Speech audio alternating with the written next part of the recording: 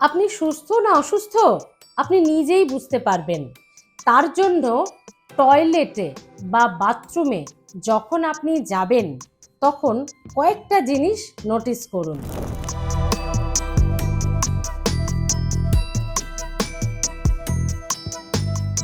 ব্যাস, বড় কোনো বিপদ হওয়া, বড় কোনো রোগ হওয়ার অনেক আগেই আপনি নিজেকেই নিজে সুস্থ করে নিতে পারবেন। তার কারণ এটা তো চিকিৎসকেরা বলেই থাকেন, কোনো রোগ একদিনে হঠাৎ করে একটা জটিল আকার নেয় না, মাসের পর মাস বছরের পর বছর থাকতে থাকতেই তবে সে জটিল আকার নেয়। কিন্তু আপনি যদি অনেক আগেই সেটাকে বুঝে যান এবং ট্রিটমেন্ট করিয়ে নেন তাহলেই হয়ে যাবে।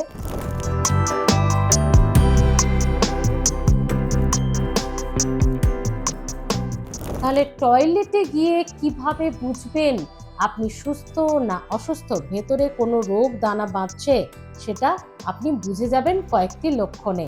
তো এই সিমটমসগুলো একটু খেয়াল করুন, যেটা টয়লেটে বা বাথরুমে যাওয়ার সময় মানে গিয়ে আপনাকে একটু নোটিস করতে হবে এবং টানা 1 সপ্তাহ 10-15 দিন নোটিস করুন।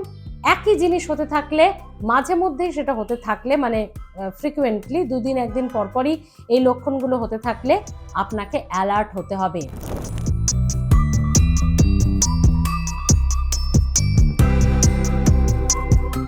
তার মানে বড় কোনো সমস্যা আপনার শরীরের ভেতরে ইন্টারনাল জন্ম নিয়েছে, বাসা বাঁধছে, তাকে জটিল হওয়ার আগেই আপনাকে ট্রিটমেন্ট করতে হবে।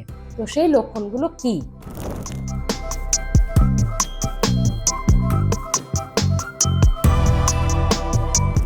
প্রথমটাই হলো আপনার পায়খানা, পটি।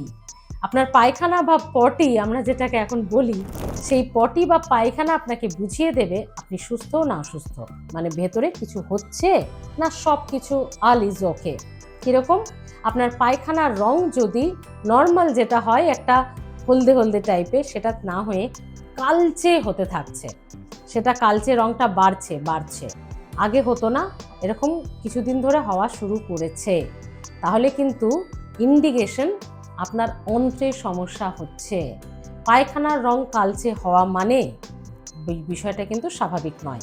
1-8 দিন হচ্ছে, কোনো খাবার খেয়েছেন আগের দিন অন্য ধরনের বা কোনো ওষুধ খাচ্ছেন, সেটা আলাদা কথা।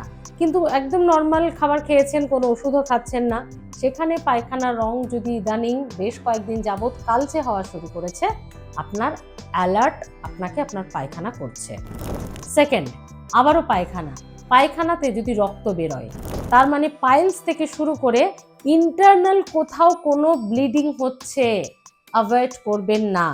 আপনার যদি ব্যথা নাও হয়, পেটে বা মলদ্বারে ব্যথা হচ্ছে না, কিন্তু পায়খানার গায়ে কেমন একটা লালচে লালচে ব্লিডিংয়ের মতো বা পায়খানার রং লালচে হয়ে যাচ্ছে, তার মানে ইন্টারনাল কোথাও ব্লিডিং হচ্ছে, কোনো ব্যথা বেদনা জ্বালা পোড়া ছাড়াও এটা যদি প্রায় হচ্ছে, আপনাকে অ্যালার্ট হতে হবে ইন্টারনাল কোনো সমস্যা, ব্লিডিং হচ্ছে কোথাও। 3 নম্বর আসবো প্রস্রাবের রং।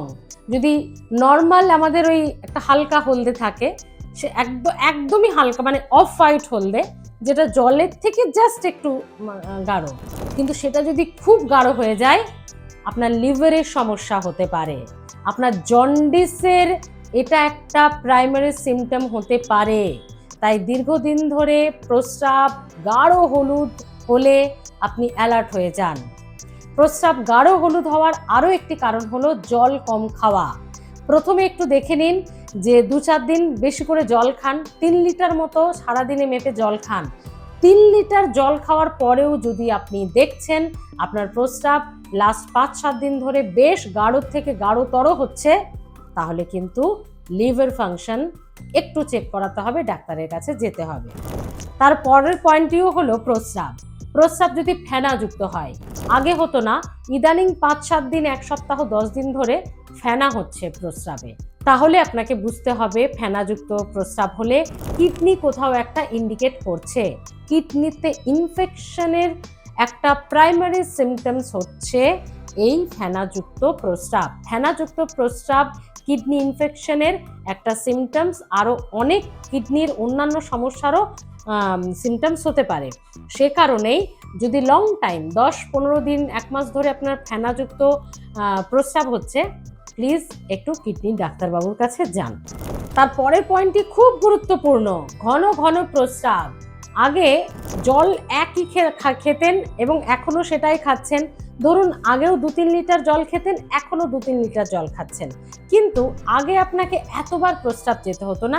এখন একটু 1 ঘন্টা আধ ঘন্টা পর পরে আপনার মনে হচ্ছে একটু প্রস্রাব যায়, একটু প্রস্রাব যায়, একটু প্রস্রাব যায়, এবং যাচ্ছেন, অল্প প্রস্রাব হচ্ছে, এমন নয় যে অনেকটা প্রস্রাব জমে আছে হচ্ছে, এমনটা নয়, অল্প প্রস্রাব হচ্ছে, আবার চলে আসছেন, আবার 1 ঘন্টা আধ ঘন্টা পর মনে হচ্ছে একটু যায়, একটু যায়। এবং এটা রাতে বেশি, শোয়ার পর বেশি, তাহলেও কিন্তু একটা ইন্ডিকেশন।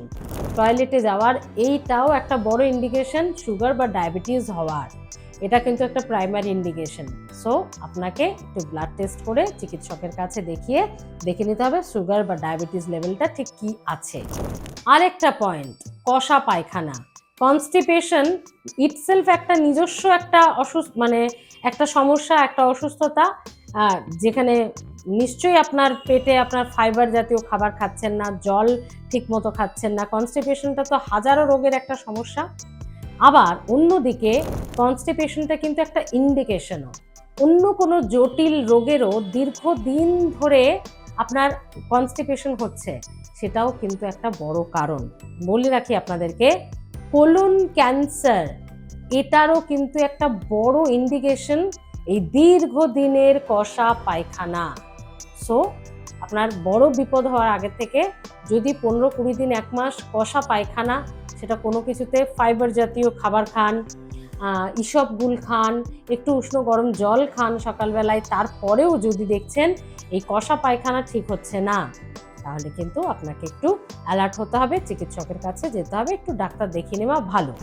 আর 7 নম্বর পয়েন্টটা আপনাদেরকে বলবো, খুব গুরুত্বপূর্ণ পয়েন্ট, কি টয়লেটে গিয়ে যদি আপনি পায়খানায় বসেছেন, পটিতে বসেছেন, মাঝে মধ্যেই আপনার বুক ধড়ফড় করছে, মানে যাদের একটু কনস্টিপেশন বা একটু চাপ দিয়ে পায়খানা করতে হয় বা একটু টাইম দিয়ে পায়খানা করতে হয়, তাদের মাঝে মধ্যেই পায়খানায় বসে মাথা ঘুরছে বা আপনার পায়খানায় বসে একটু চাপ দিলেই বুক ধড়ফড় করছে, একটু ঘেমে যাচ্ছেন, তারা প্লিজ একটু কার্ডিওলজিস্ট, হার্টের ডাক্তারবাবুকে দেখিয়ে নেবেন।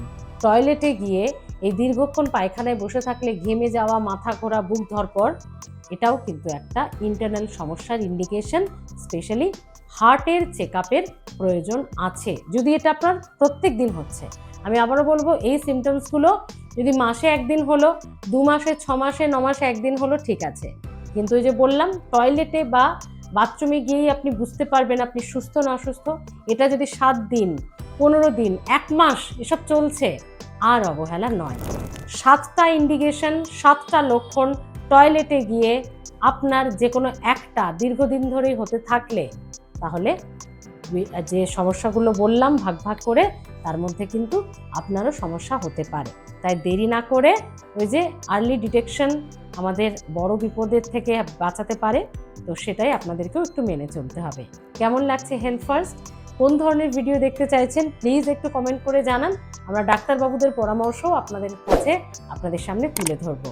দেখতে থাকুন হেলথ ফার্স্ট, সাবস্ক্রাইব করে রাখুন, কারণ স্বাস্থ্য সবার আগে।